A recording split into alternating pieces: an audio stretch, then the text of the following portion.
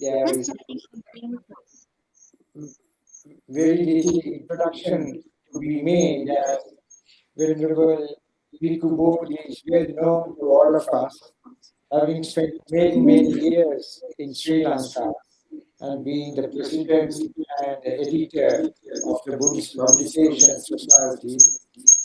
So, and once again, thank you very much for your time today.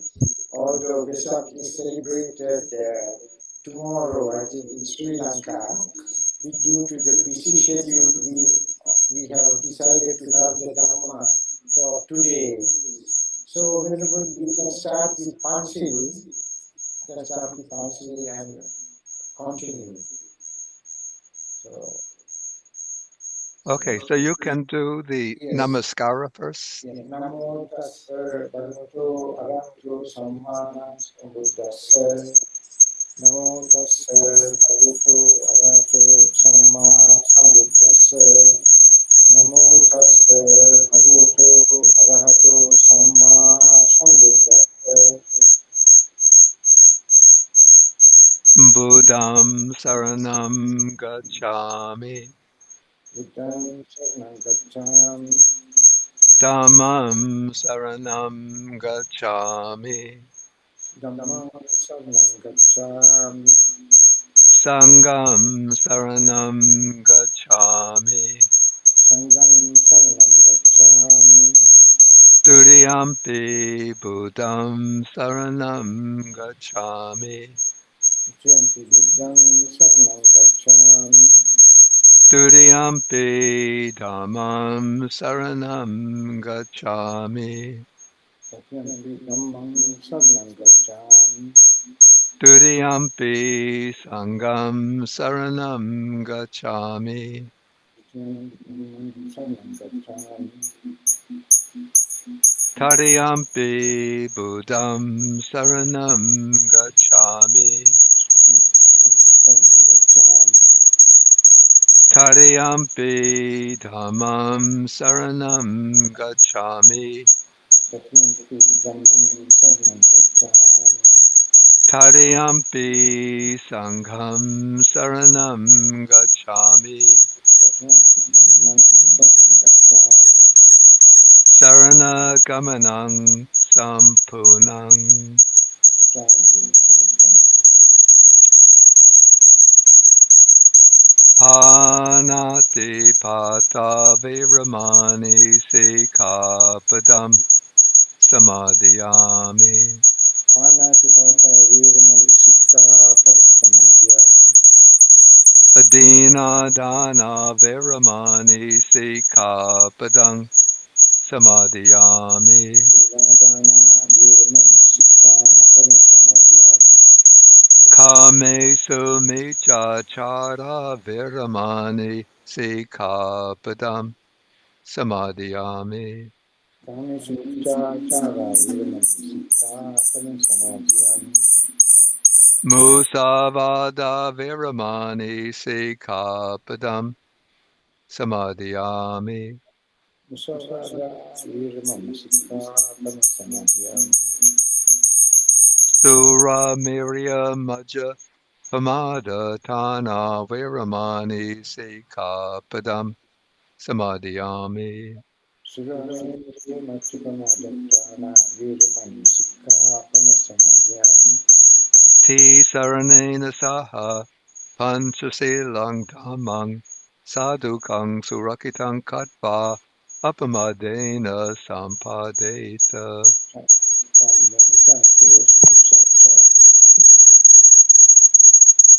I just want to try opening some curtains to see if I get more light. It really looks like my face is still in darkness.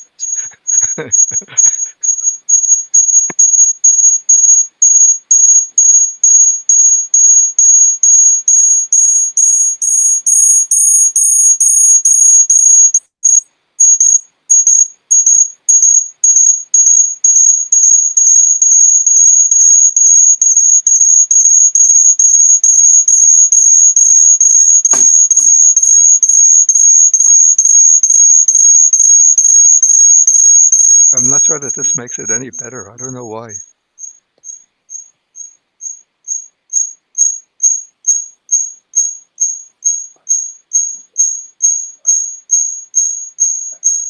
Yes, Venerable Bhikkhu, you can proceed with the Dhamma talk now.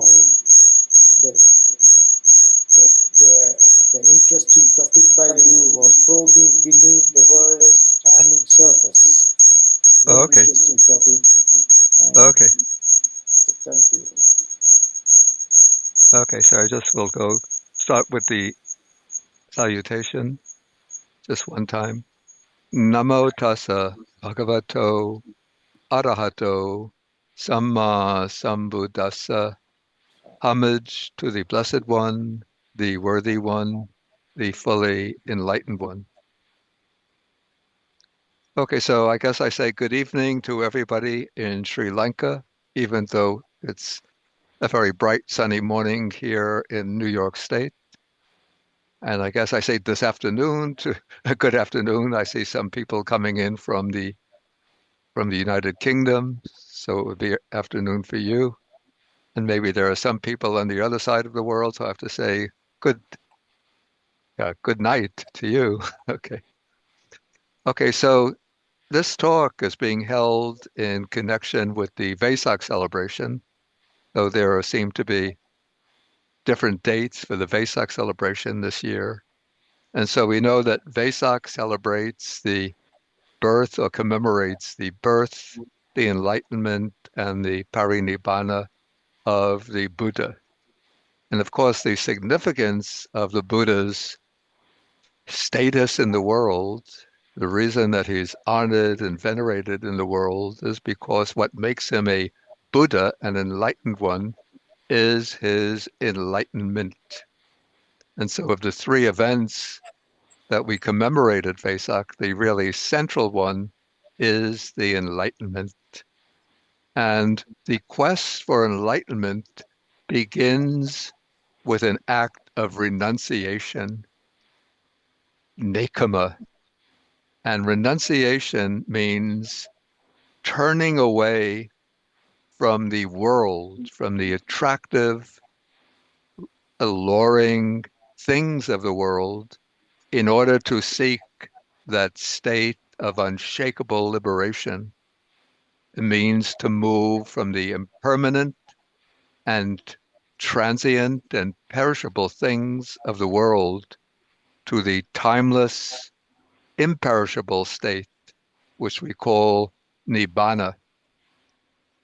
But in order to motivate us to make this act of renunciation, to follow in the footsteps of the Buddha, seeking liberation, we have to break our attachment to the world. And the world exercises an extremely firm grip on our minds, in our hearts. And so to break that grip, the grip of attachment to the world, we have to look deeply behind and underneath what I call the world's charming surface. And we could see how this played out in the life of the Buddha himself. I think I would sort of discount as legend the traditional story of the four sights, that the Buddha or Bodhisattva had no idea of old age, sickness, death until he encountered the old man, the sick man, and the corpse, and then the renunciant. But rather, I would see this legend as a kind of psychological representation of a process that was taking place in the mind of the Bodhisattva as he passed from the prime of youth and reached a stage of deep reflection and maturity. And we find actually that psychological account in the Sutta on the Noble Quest, the Arya Pariyesana Sutta.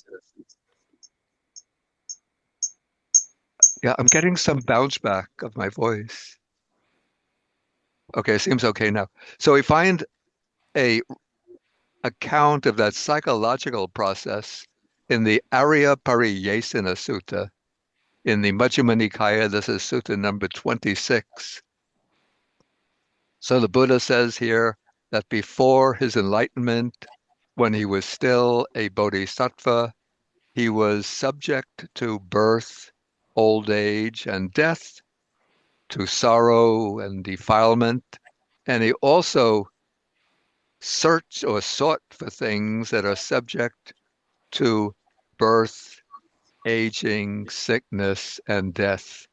And then some of the things he mentions wife and children, male and female slaves, goats and sheep, pigs, elephants, cattle, horses, mares, gold and silver. Of course, today we would have to change. So we could say that these are the things for the Bodhisattva back in ancient India. Those were the things that presented that glittering, charming surface of the world. Today we would have to update the kind of glittering, superficial things of the world that attract us and bind us. So now, what are some of the things that we would enumerate? We would say maybe having houses. Of course, you need a house in which to live, or an apartment, a flat, but sometimes people want very elegant, oversized, glorious houses. One wants cars, fashionable cars, changing the model every couple of years so that you have the latest, fastest, most impressive automobile. You need new cell phones. It's not enough just to have a practical working phone, but you need always the latest iPhone or Samsung Galaxy model. Watches, even watches, not just enough to have a timepiece that will tell the time. People want, sometimes there are watches that can cost $10,000 US dollars. Jewelry, fancy jewelry, fashionable clothing, fragrances, and then the financial assets like stocks, bonds, investments, and so forth. Okay, so those are things that are subject to arising, to perishing, to decay, and death. Okay, so now coming back to the Bodhisattva, he then asked himself, he said, why am I seeking things subject to birth, old age, sickness, and death? Let me now seek. So he says, now, and this is the important point, now, having understood the danger in things that are subject to birth, old age, sickness, and death, let me seek the unborn, ageless, undefiled, deathless, supreme security from bondage, nibbana.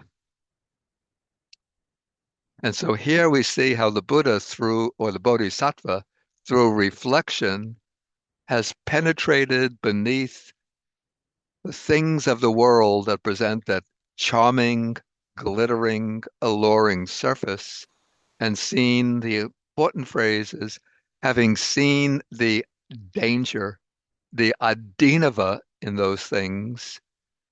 By seeing that danger, he lost the interest in them, lost the attraction to them, and then posited for himself some higher goal, the goal that will confer liberation, and that is that anuttarang yoga kemang nibbanang, the supreme security from bondage, nibbana.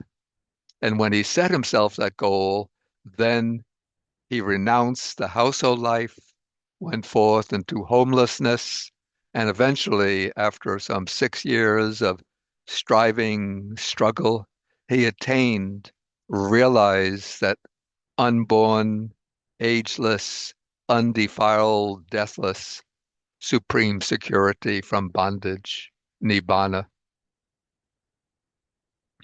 And so, in following the Buddha's example, we could say that our task is to, I call this deepening.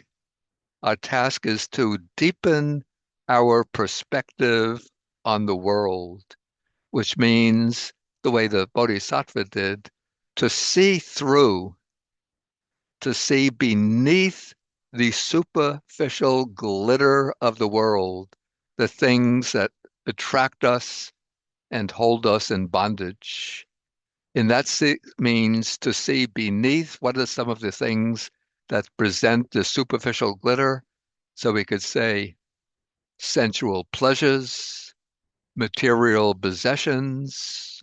Well, I mentioned a few examples of those, but not only those things, also some of the things that are attract us in the world, even if we have a kind of indifferent attitude towards the grosser sensual pleasures and material possessions.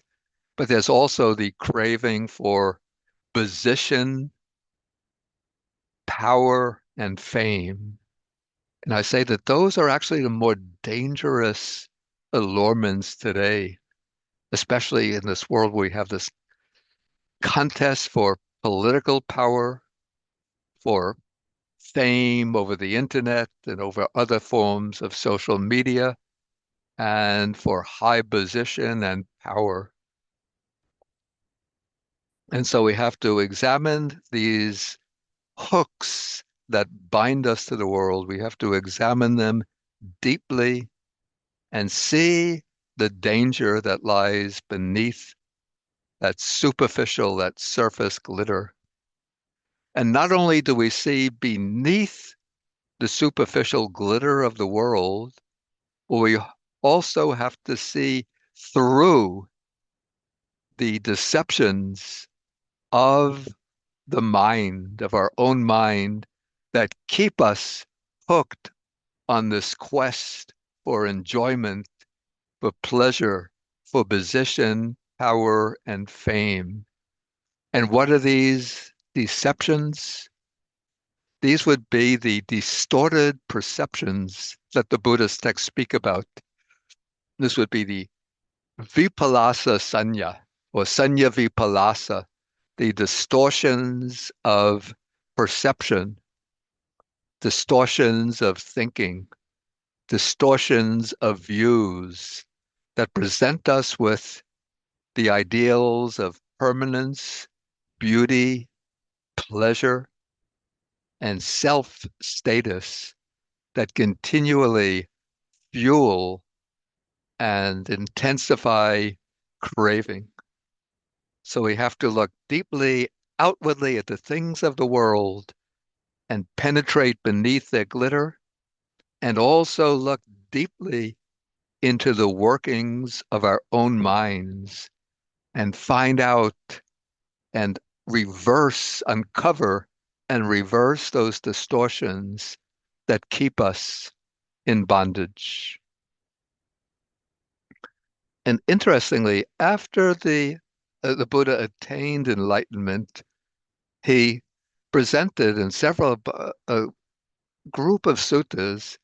He laid out three standpoints for that give us guidelines for re-evaluating our attitude towards the world and for helping us change our orientation towards the world and to life. And so these three standpoints, which progress in a certain sequence, are enjoyment, danger, and escape, or in Pali, asada, adinava, nisarana. So enjoyment, asada, the word literally means sweet taste. And so enjoyment means that our worldly experiences, whether sensual experiences, intellectual ruminations, give us some degree of pleasure and gratification. That is the pleasure and joy that comes from fulfilling our desires. the pleasure and joy that comes from obtaining the objects of desire. And so when we obtain the objects of desire, then we experience some pleasure and joy. And in fact, even in pursuing objects of enjoyment, there comes some kind of pleasure and joy. So some people are not really so intent on actually enjoying the things that they want when they obtain them, but they find that the chase is what gives the enjoyment in itself. So we could think of maybe a figure like Casanova, the 18th century um, adventurer, European adventurer, who would always pursue women, one woman after another. But once he found the woman of his desire and was able to enjoy sexual relations with her, he soon became tired because for him, the enjoyment was not just having the continued sexual engagement with the woman, but the enjoyment came from the challenge of seduction, of trying to win over through his subtle means of enticement, to win over and lead the woman to surrender herself to him. And so once he conquers one woman, then he gets bored and goes off seeking another one because it's the chase that gives the enjoyment. And we could also think today about maybe some of these millionaires and billionaires who have about 1,000 times more wealth than they can ever use for any kind of meaningful purpose. But for them, there's always this continued compulsion to keep on expanding their wealth. So we think about people like, I say, Elon Musk, who is Jeff Bezos, um, who are some of the other billionaires. Well, there's somebody else even richer than Jeff Bezos right now, Elon Musk. Ah, in the United States, I'm sorry, the name is escaping me. He owns all of these media now, CBS, CNN. Okay, so there's always sort of this drive to keep on acquiring more and more assets. In this case, creating a media empire or a technology empire or a political empire. So that quest for more wealth, power, control is what gives the enjoyment. But then the second standpoint that the Buddha lays out is the danger. This is the adinava. And the danger lies in the fact that pleasure and joy are never perfectly satisfying.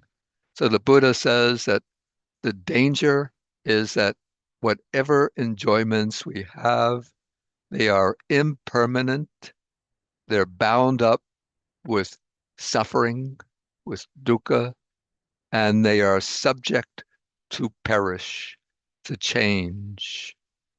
And so even when we are enjoying them, when we're holding on to them and indulging in them, there's always an underlying current of, we could say, worry, anxiety, a sense of insecurity that these things are going to slip away from us, to perish. And so we hold on to them, try to indulge ourselves, but that anxiety is still there. And when these things perish, when others take them away from us, or when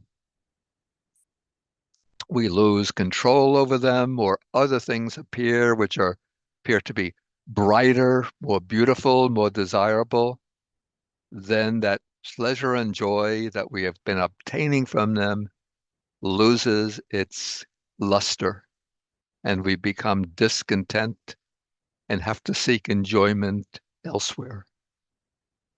And so, as followers of the Dhamma, following the example of the Buddha, we have to probe beneath the asada, the enjoyment, the gratification, the pleasure and joy, to uncover the danger, the adinava, the drawbacks, danger, deficiency, the faults in the bright, charming things of the world.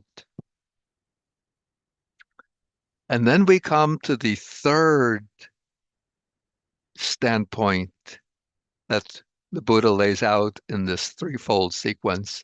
And this is nisarana, which can be translated as escape or release. And when we use the word escape, this doesn't mean escapism. Escapism means that you refuse to recognize the drawbacks and dangers, and instead you try to blind yourself to them by indulging in some kind of pleasure that's going to blunt the critical faculties of the mind.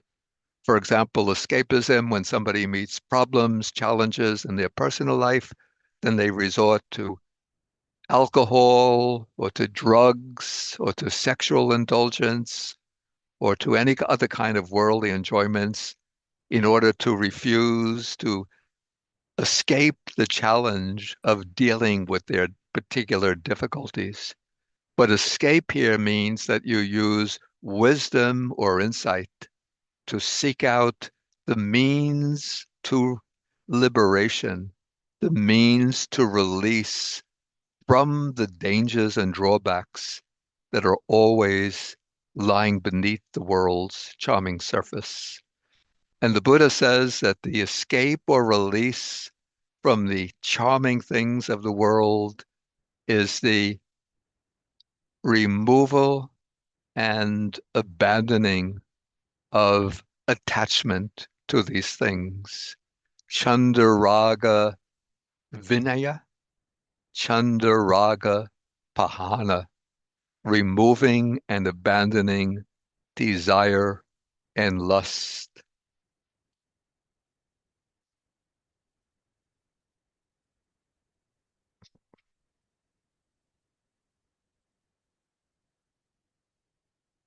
Okay, and so it's extremely important to use these three standpoints of of enjoyment, danger, and escape or release in order to evaluate our relationship to the things that we enjoy, the things that keep us in bondage. And in fact, in the sutta, in the Anguttara Nikaya, in the Book of Threes, the Buddha first he explains these three standpoints. And then he says, and this is very interesting, he says, so long as I did not clearly understand the enjoyment in the world as enjoyment, the danger in the world as danger, and escape from the world as escape, for so long I did not declare in this world with its devas and brahmas and so forth that I had attained the supreme perfect enlightenment. But it was only when I clearly understood the world from these three points of view that I could announce and boldly declare that I've attained the supreme enlightenment. And so we find throughout the suttas this threefold scheme applied to different categories laid out in the Dhamma. For example, we find that threefold scheme is applied to the five aggregates. So we have, in regard to material form, we have the enjoyment, the danger, the escape. In regard to the six sense faculties, to the eye, ear, nose, tongue, body, and mind. In regard to the six elements, the four material elements, the space element, the consciousness element. And elsewhere in the Majjhima Nikaya, Sutta number 13, the Buddha applies them to sensual pleasures, bodily form, and feeling. And then the Buddha lays out, there's another sutta where he lays out the way these three um, standpoints operate in relation to us ordinary people. So he says, if there were no enjoyment in the world, people would not fall in love with the world. But because there is enjoyment in the world, people fall in love with the world. Yeah, so we have to really recognize that there is that pleasure and enjoyment that comes from the world. That is what makes it so difficult to gain release. So we know, I have to say, in my own experience, like I've known so many men, especially men who become ordained as monks, and probably you see this in Sri Lanka, boys who get ordained as monks when they're children, teenagers, and then when they reach the adult years, they disrobe and they might have different explanations or excuses. They want to pursue some career. Um, their parents didn't want them to continue in monastic life. They felt that they had to work on some internal personal issues and so forth. But really, what lies behind this is that there is that attraction, that allurement of the world, which is so hard to break away from. And so then that enjoyment is always pulling us back, always pulling us back, even when we make our firm determination to follow the Dhamma. But we always have to keep the guard over the sense faculties and guard over the mind, because the mind is always conjuring up images, fantasies, perceptions, ideas that are drawing us back to enjoy the enjoyment of the world. And the world is always whispering in our ears sweet words of enticement. Come back to me. Don't try to pull away from me. I have so many beautiful sights to offer, such delicious flavors to be enjoyed, so many enjoyable activities to engage in. And so that is what pulls us back into the world. But then the Buddha says, if there were no danger in the world, beings would not become disillusioned with the world or disenchanted with the world. So that is how it happens when we look pierce beneath the world's charming surface. Then we see the danger in the world. We see the impermanence, see the unsatisfactory nature, see the perishable nature, see the faults of all of these worldly enjoyments, which brings that attitude of nibbida, disenchantment, disillusionment, and a quest for liberation. But if we had a quest for liberation, but there was no possibility of liberation, then we could never be liberated. So that's why the third step, the Buddha says, if there were no escape from the world, beings could not escape from it. But there is an escape from the world. There is a state of liberation, a state of release, the asankata dhatu, the unconditioned element, the anuttara yoga kema, the unsurpassed security from bondage, the amata dhatu, the deathless element nibbana. That is the ultimate escape from the world. And there is a marga, a path that leads to liberation from the world, whether the four foundations of mindfulness, the seven factors of enlightenment, the Noble Eightfold Path, there, or the threefold sequence of Sila, Samadhi, Panya, following that four foundations of mindfulness, the seven enlightenment factors, the Eightfold Path, the three phases of training. We have the means to escape, to release from the world.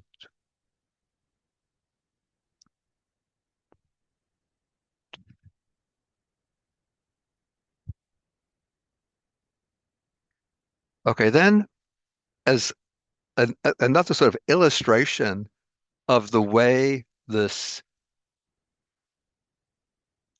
the alluring surface, the charming surface of the world keeps us in bondage, and to illustrate the need to see into the danger. There's a very beautiful simile that the Buddha gives in a sutta that comes in the Samyutta Nikaya. This is in the Nidana Samyutta, chapter 12. It's sutta number 66.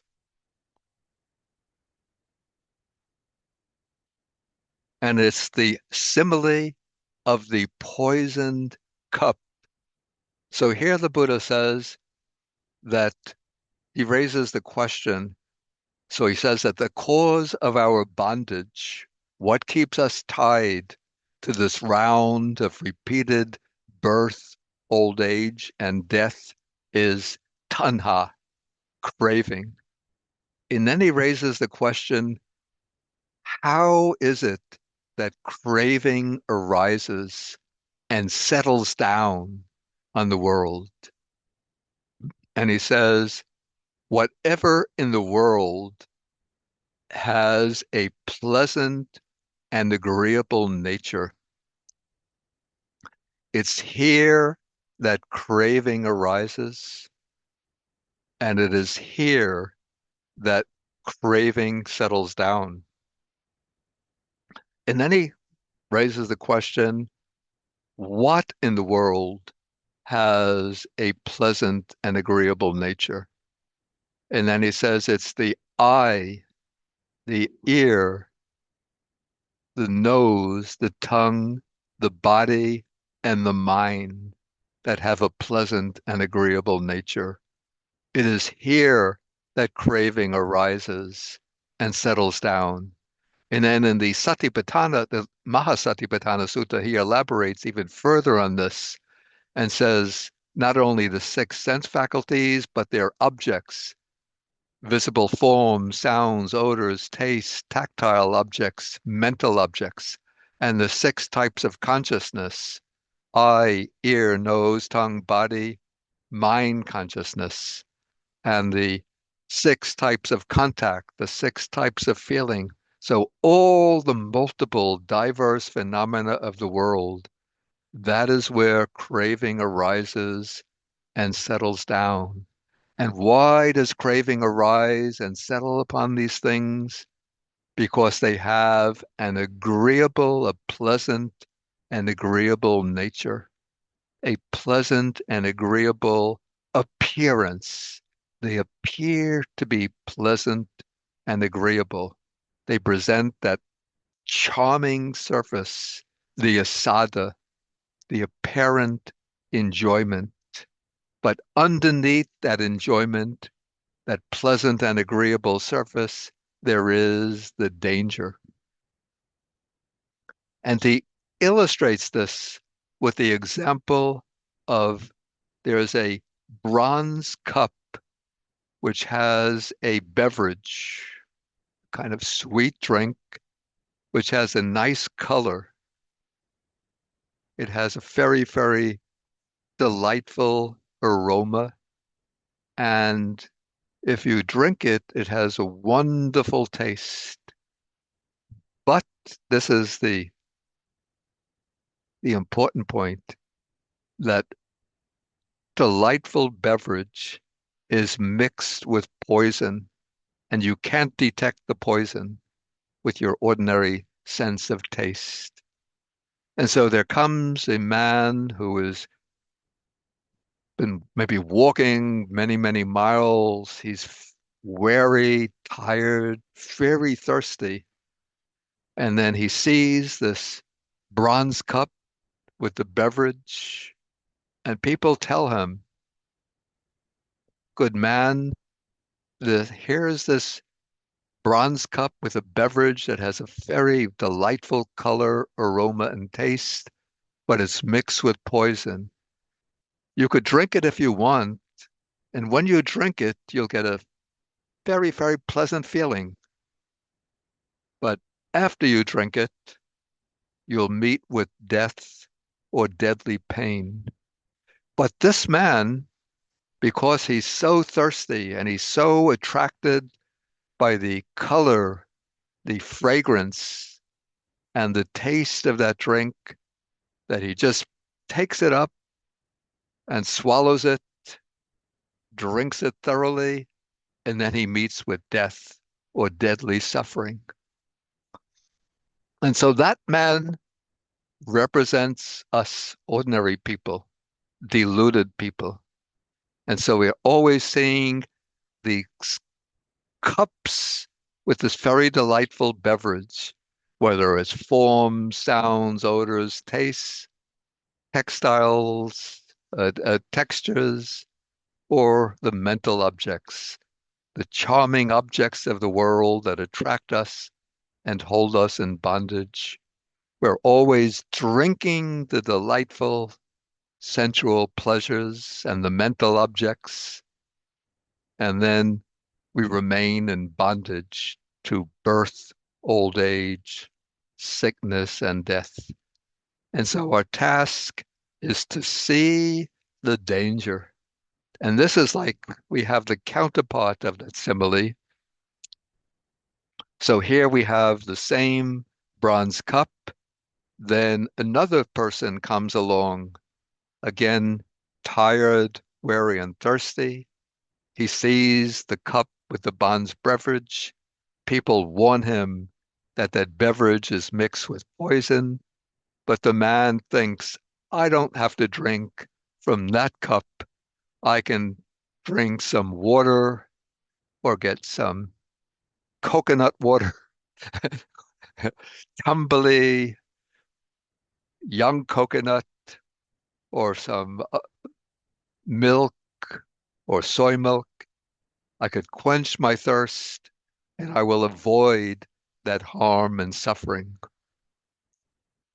And so that, we could say, represents the noble disciples who are truly following the Dhamma, who renounce the glittering pleasures of the world and drink instead of the waters of the Eightfold Path, and thereby gain release from the suffering of old age, sickness, and death.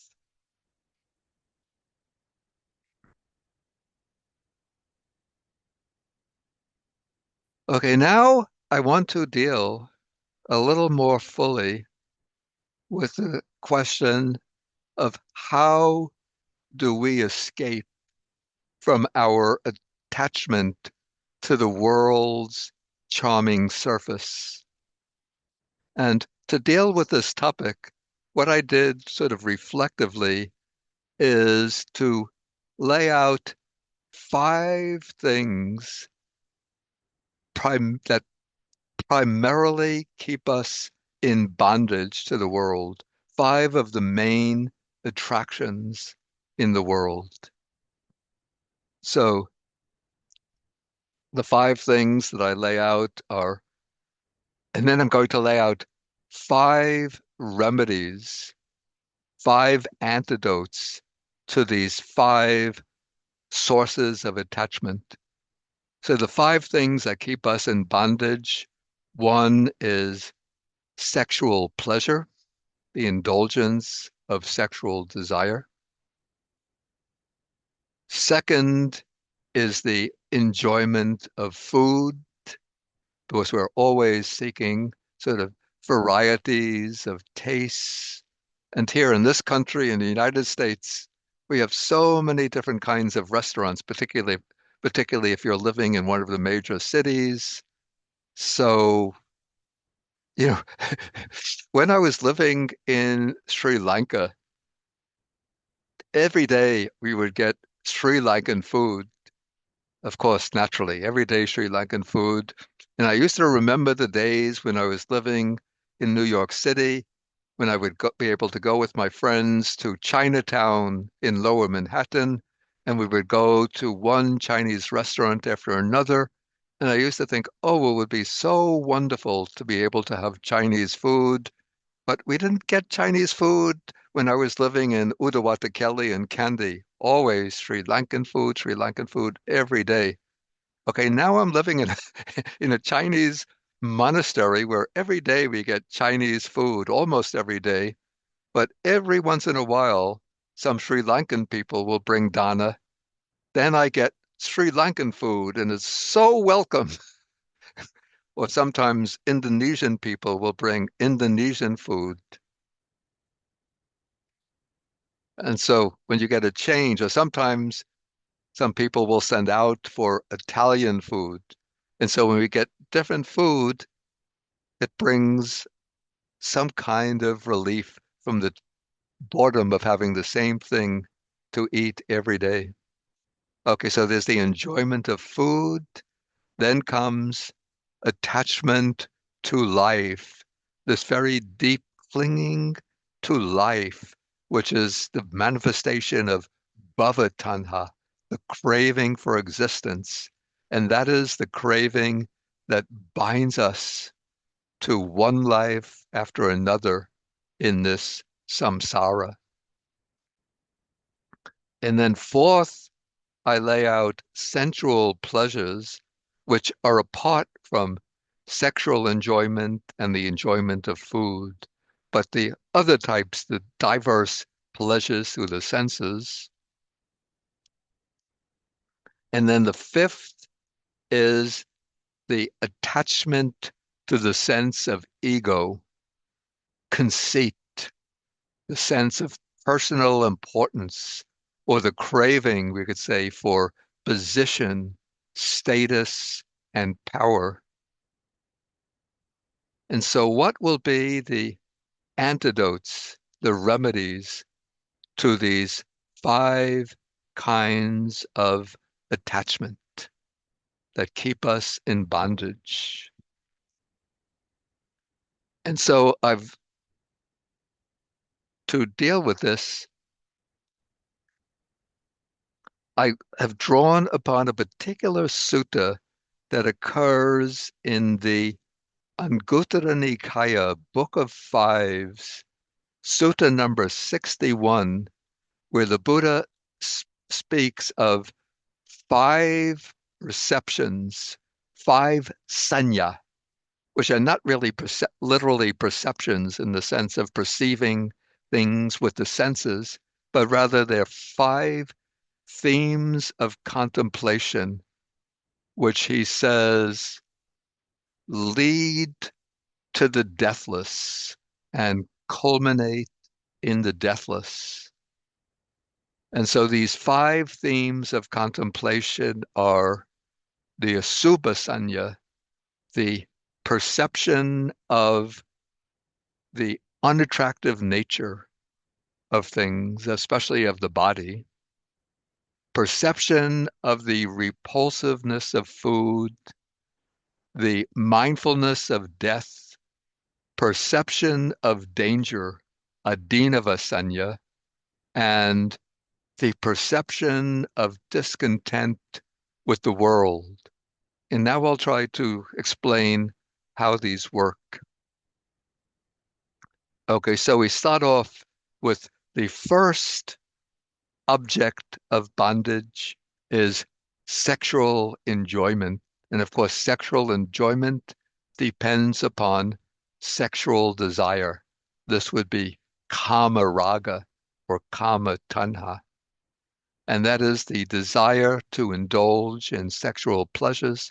Of course, naturally, sexual enjoyment has its place within married life or in worldly life in general, So for lay followers, the Buddha just lays down the precept of kamesu michachara viramani, abstaining from misconduct in regard to sexual pleasures.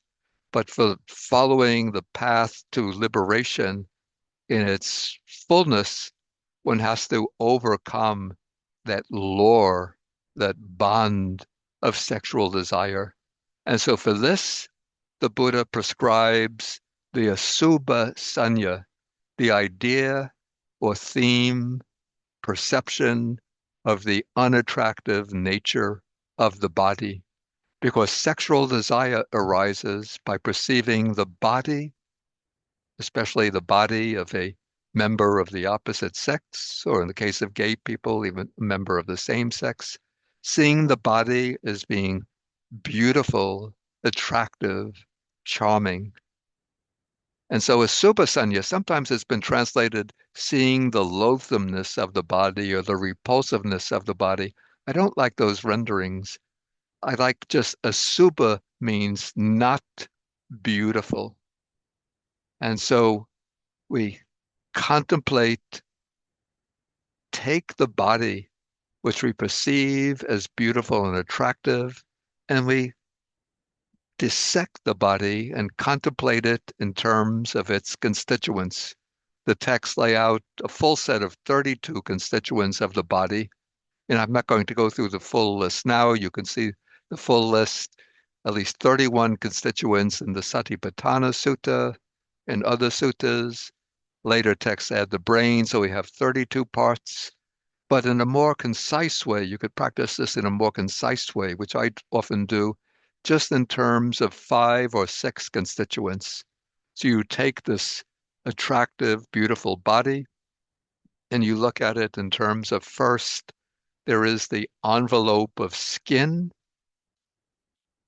and you can look closely at the skin, like using a kind of microscopic vision, and you can get charts that show pictures of the skin close up if you search the internet, and you see not very beautiful when you take the skin on its own, and then you pierce beneath the skin and you come first to the muscles, just the layers of muscles all the ways down the face, right down the whole body, right down to the feet and the toes.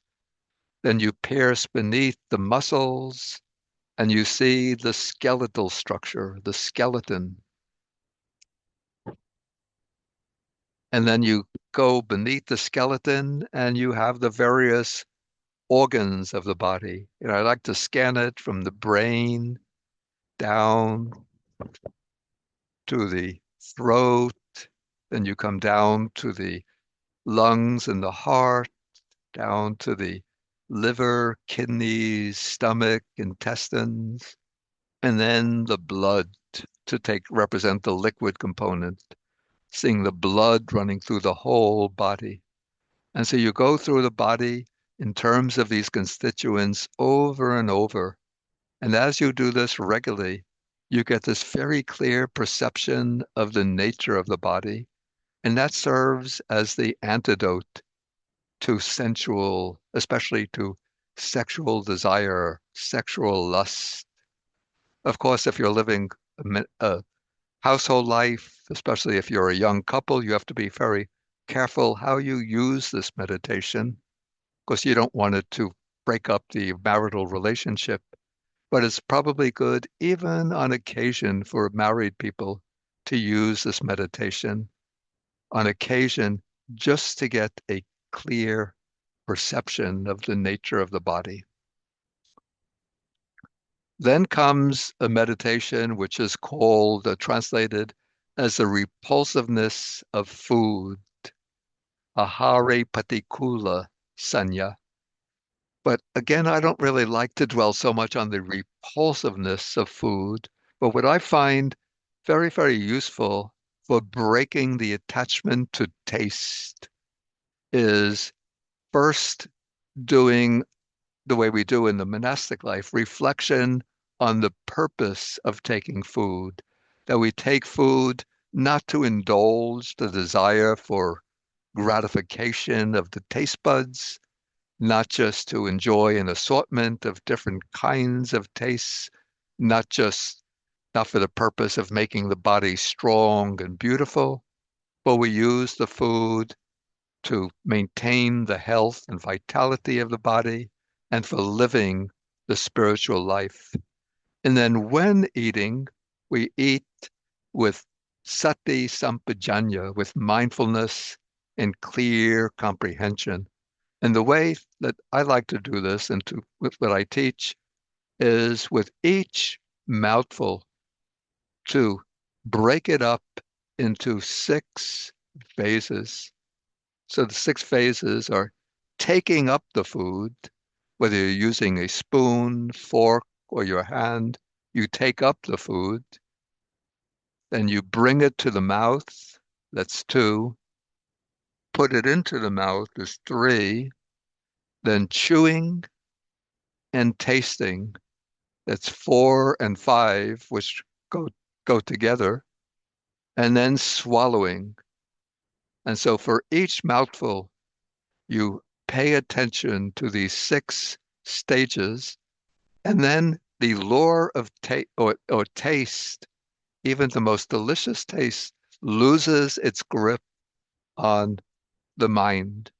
And it just becomes a process of eating with mindfulness and clear comprehension. So that is mindfulness and clear comprehension while eating to break the craving for tastes. Then there's the attachment to life, the source of bhava tanha, craving for existence.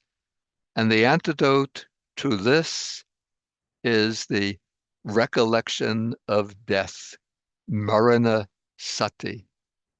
And the way I like to teach this and to practice it is in terms of three major themes. The first is that death, death is absolutely certain and inescapable. We can never escape death, no matter where we go, what we do, no matter how many life preservatives, healthy food, exercise you get, you can never escape death because death is absolutely certain and inescapable. The second theme is that the arrival of death is absolutely unpredictable. You never know when death is going to arrive. And then the third important theme is that when death arrives, you have to leave everything behind and then pass on.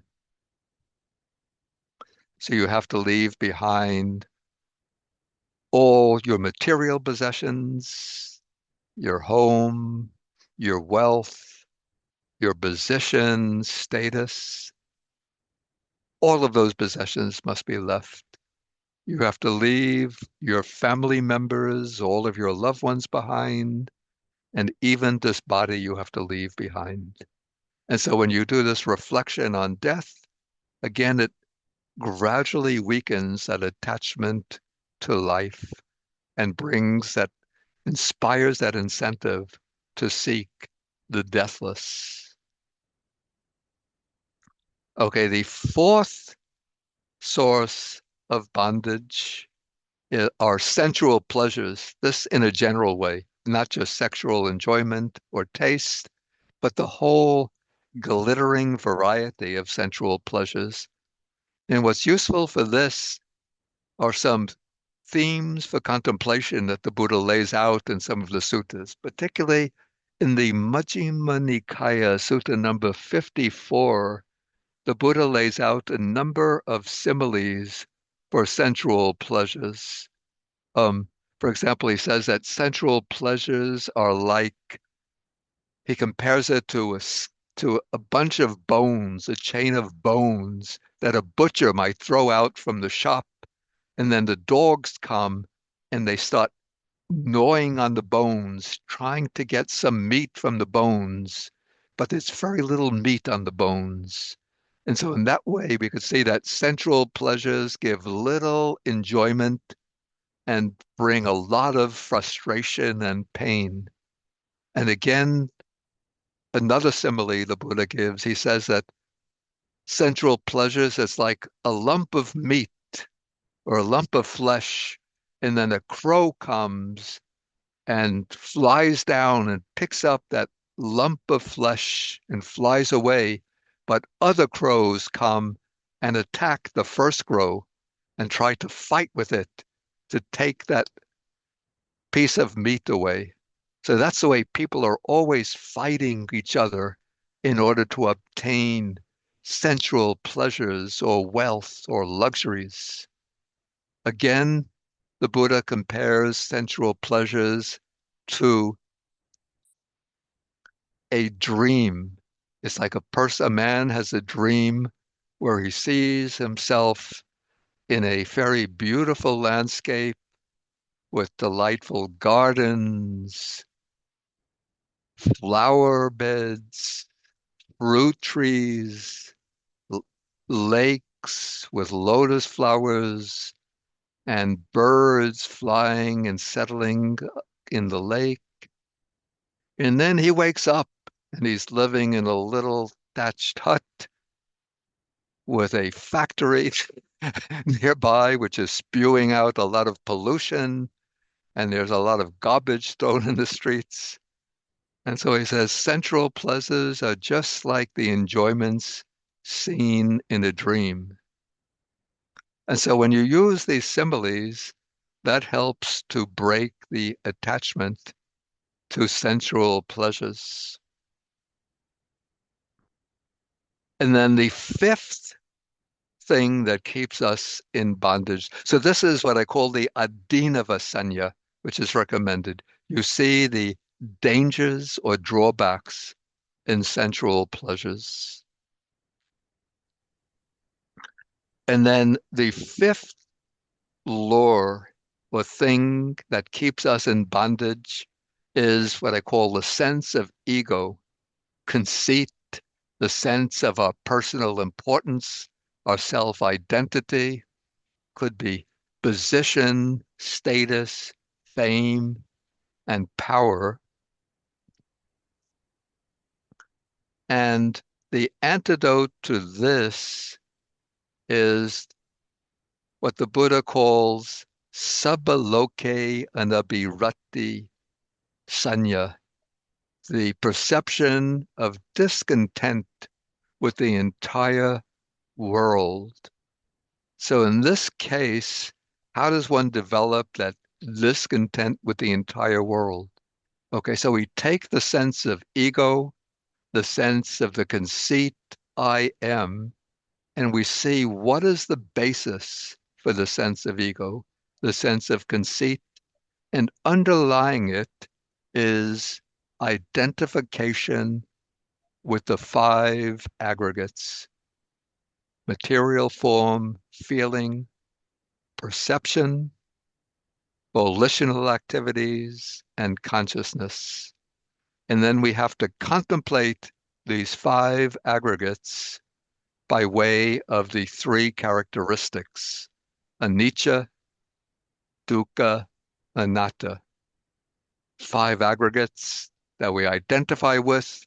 They're all impermanent. Because they're impermanent, they are deficient, defective, unsatisfactory. In other words, they're dukkha. And because they're impermanent and dukkha, they are not, they cannot be identified as our true self, as any kind of underlying basis for the sense of I, ego, or personal identity. And so when we see deeply into the non-self nature of the five aggregates, this leads to nibbida, disenchantment. And that disenchantment, so that is I take that to be a kind of synonym for that discontent with the world. And then when nibbida, disenchantment, gains strength and momentum, then it brings viraga. Viraga is the drying up of attachment, of that desire and lust to immerse ourselves in the enjoyment of the world.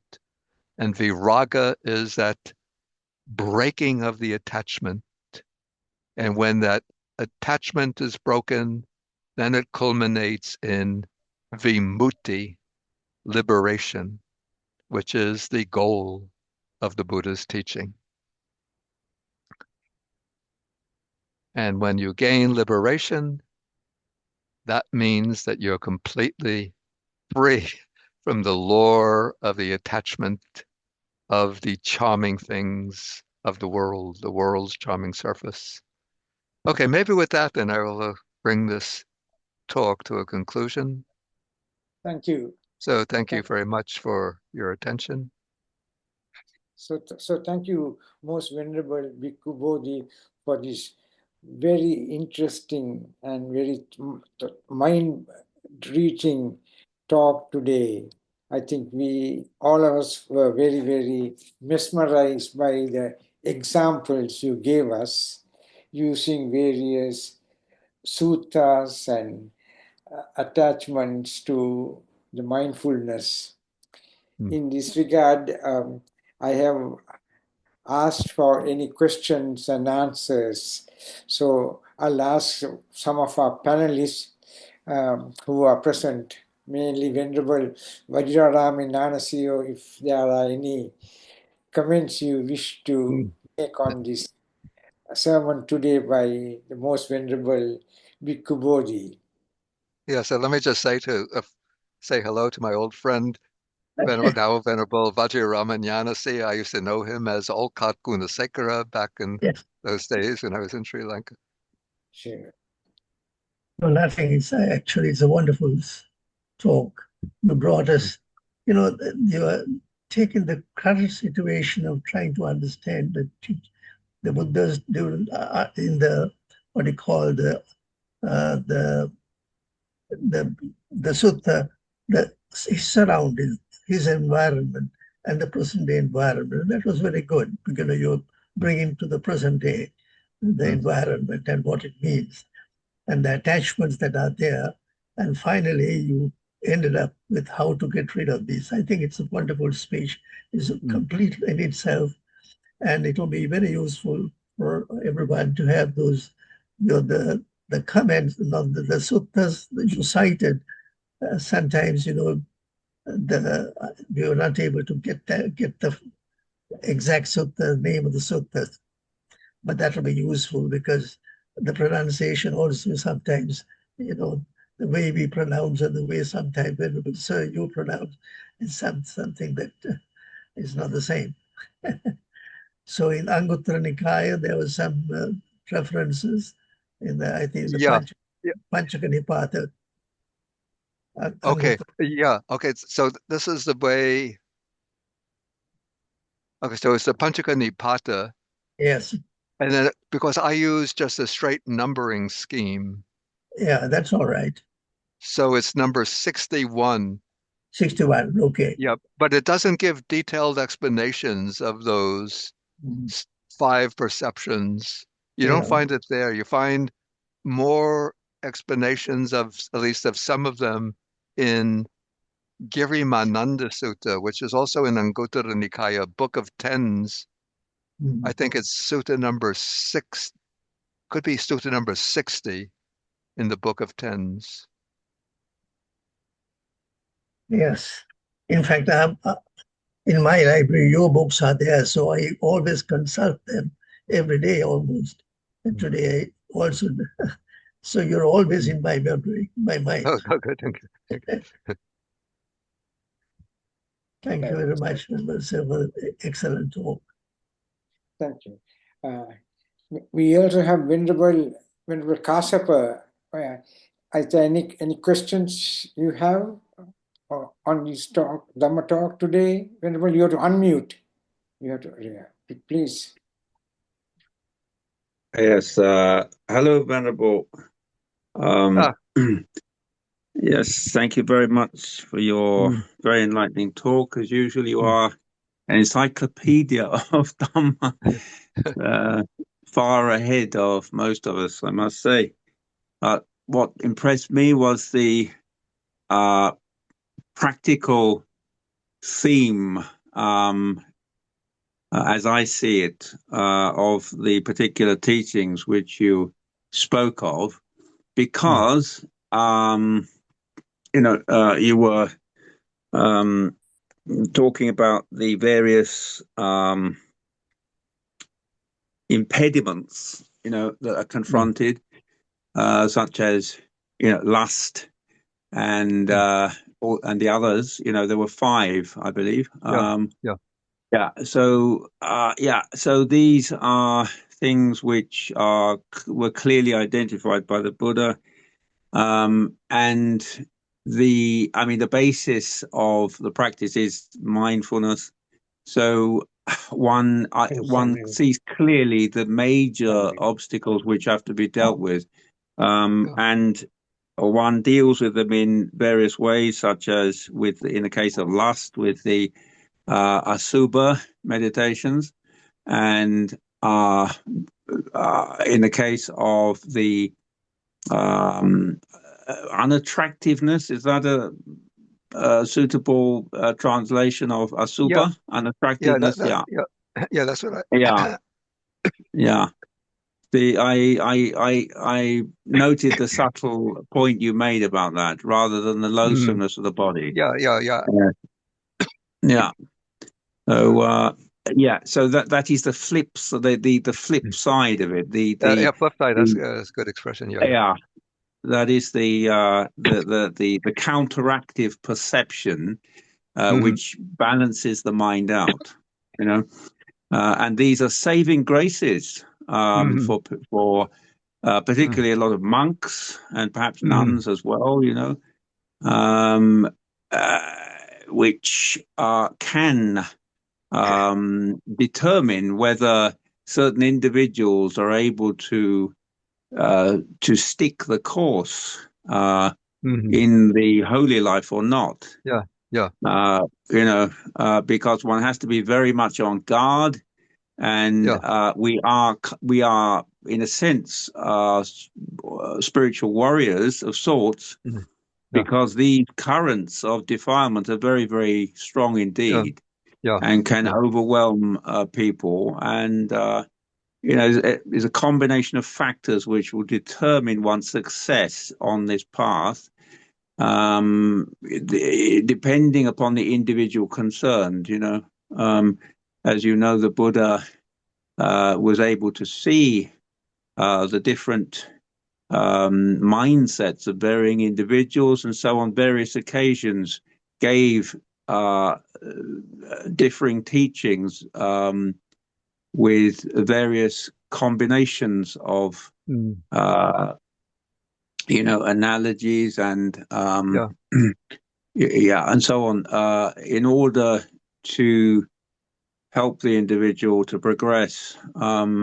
Some need very strong objects of meditation in order to deal with that.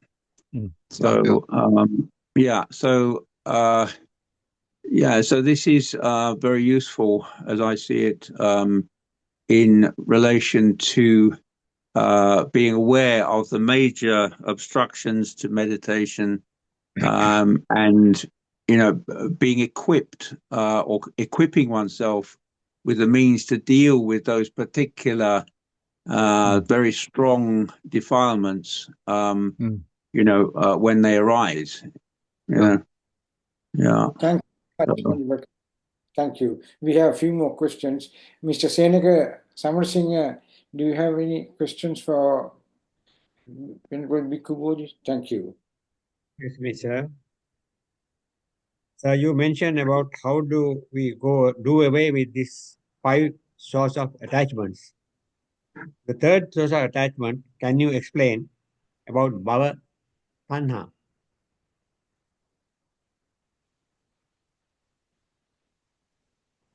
Okay, well, I said that this sort of stems from there's the attachment to life. And so this is, in the first instance, it's the attachment to our present life. And it quite naturally, we want to live, we don't want to die, but it's that attachment to life which then becomes bhavatana as the desire to go on existing in some form or another forever. And so that drives the craving that binds one to the repeated cycle of birth, old age, and death. In other words, to samsara. And so when you do the contemplation of death, really to develop it fully, you don't do it only in relation to this life, but to really sort of weaken or to attenuate that craving for existence. What you do is reflect on the repeated cycle of birth, old age, and death, going through it again and again and again.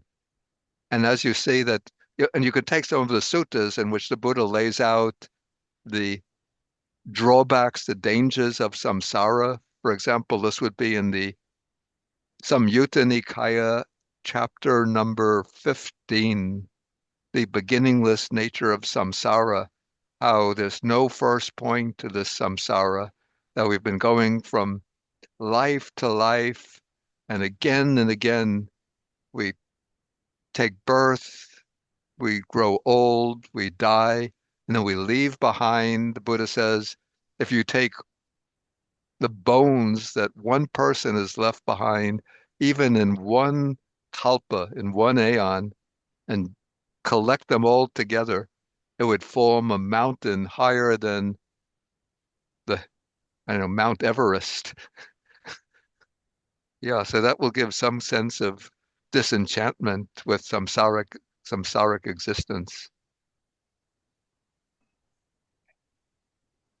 Okay, sir. Yeah. Okay, thank you, Srinivas. We now have some questions and answers from our attendees.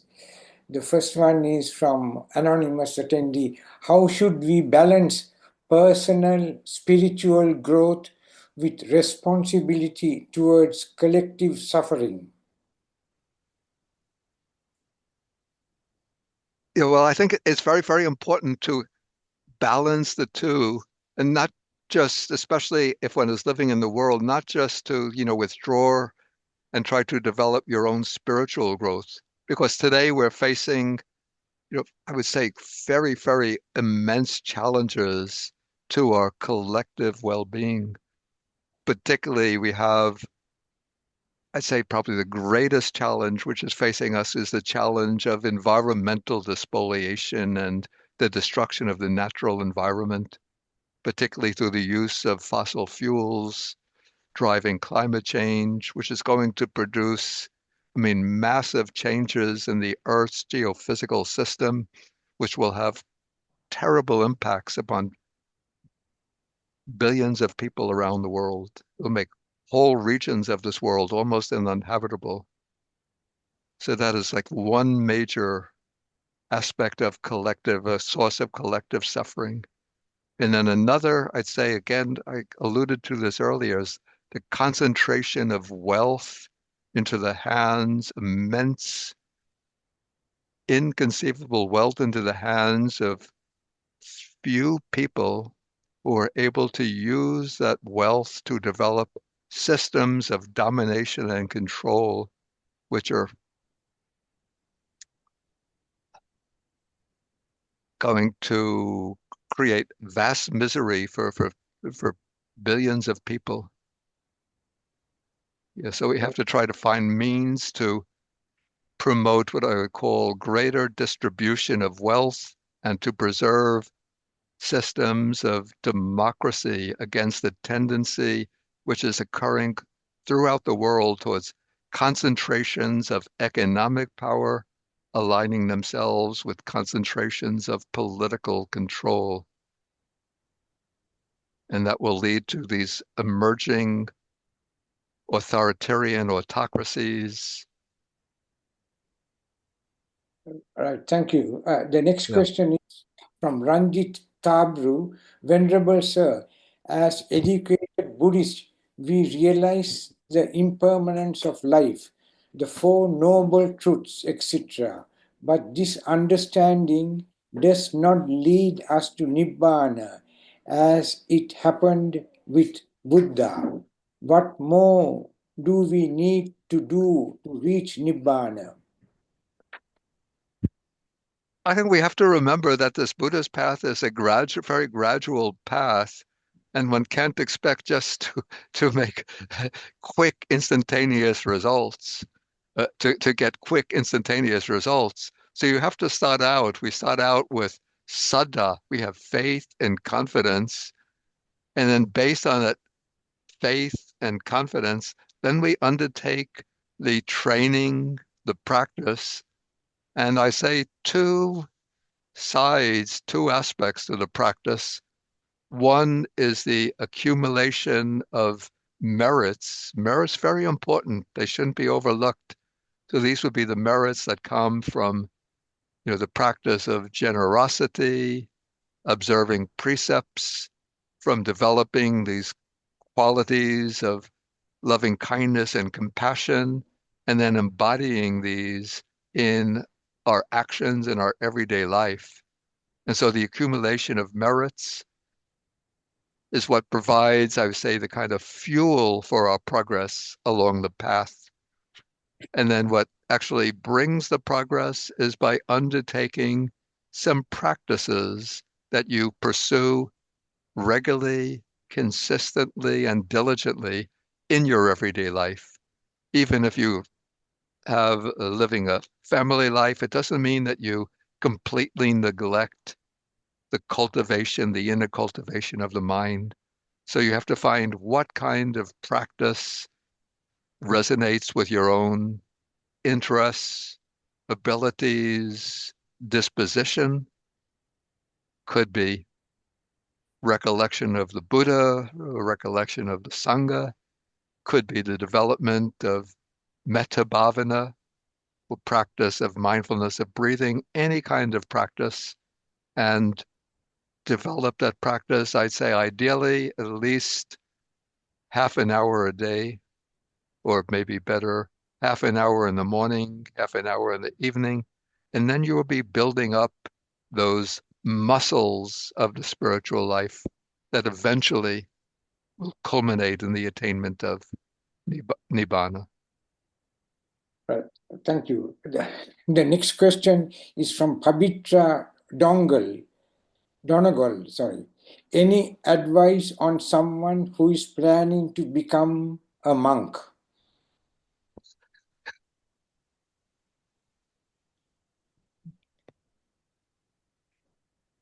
Really, to give advice when we have to know the particular circumstances of that person. Sure. Yeah, so it's very difficult to give just a general advice without knowing any details. Thank you, sir. The next question is from Chantai Ayu. No question, but a great thank you for the quality of explanation. Oh, thank you. Yeah. The next question is Akiriya Somananda. Bante, can we see these 5 factors in a sutta?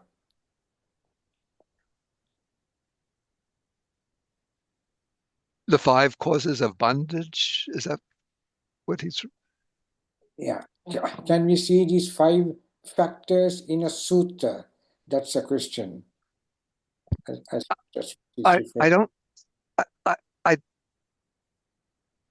I can't think of one sutta which brings those 5 sources of attachment together in one text, but you find them spread out over different suttas. So you have to know where to look in the suttas in order to find them.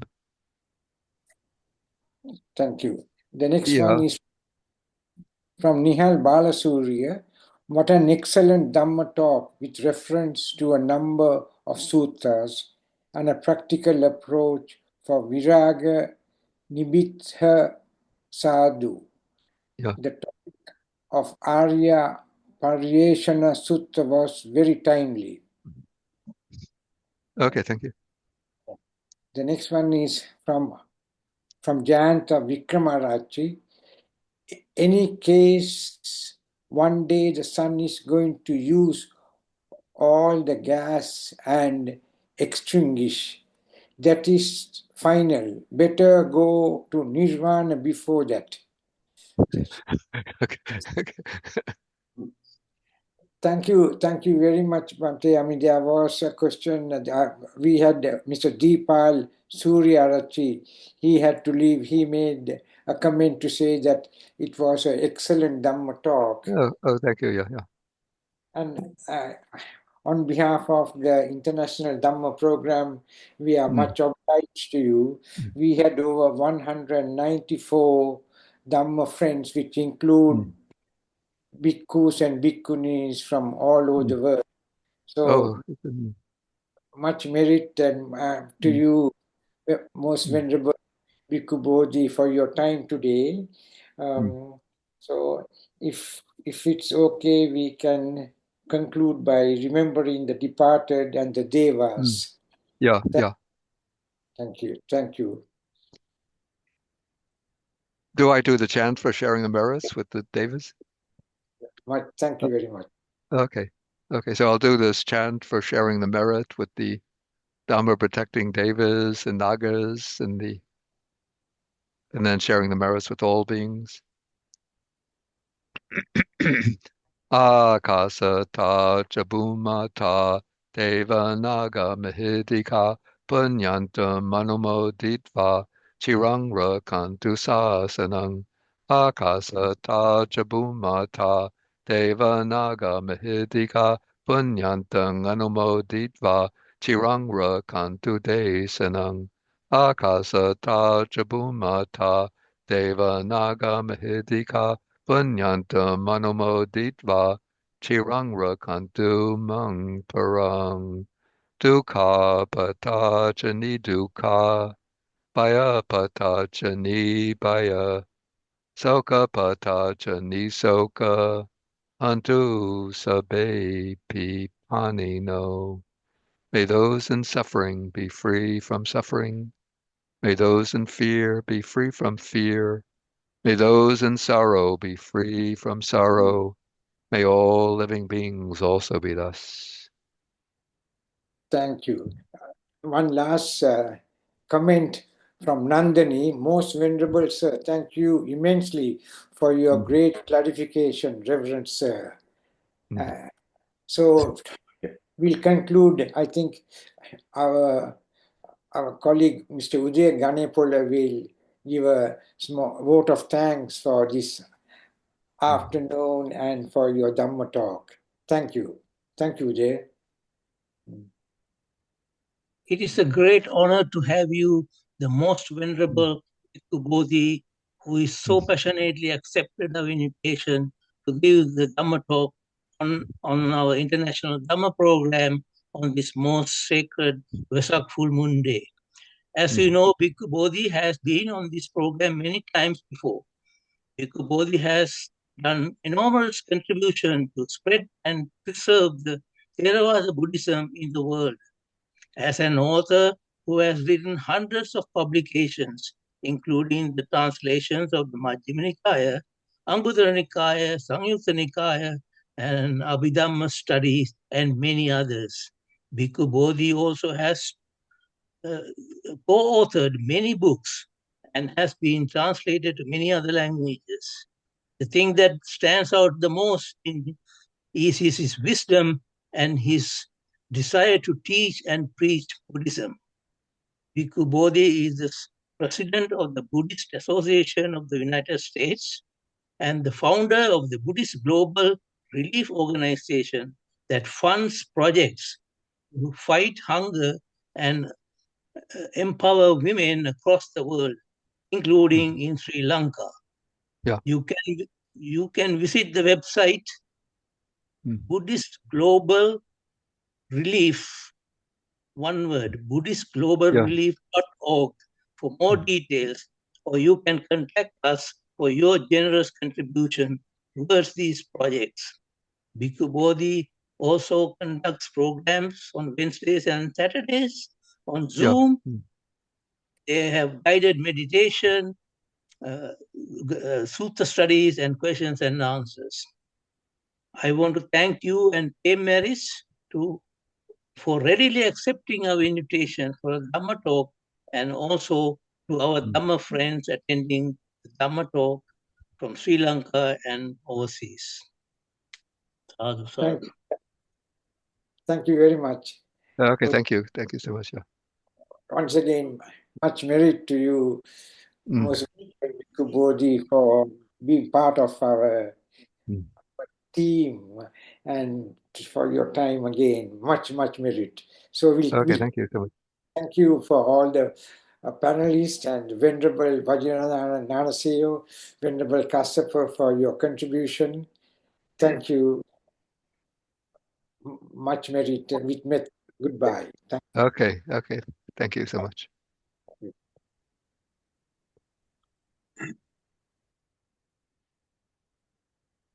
Bhante, you want to give a little description about your relief efforts? About the Buddhist Global Relief? Yeah, I think Yes. you already did. You already did. But we have several projects in Sri Lanka with some of our partners. Child Action Lanka is one. Another is Shraddha Charities. A third is called Senwar, Center for Women's Rights, I think, which has projects to provide educational training for young women from poor families. And then we've also partnered with an organization called Karuna Trust, which had various kinds of welfare projects in Sri Lanka. If you look on the website of Buddhist Global Relief, then you can find the different projects that we have, including these projects in Sri Lanka.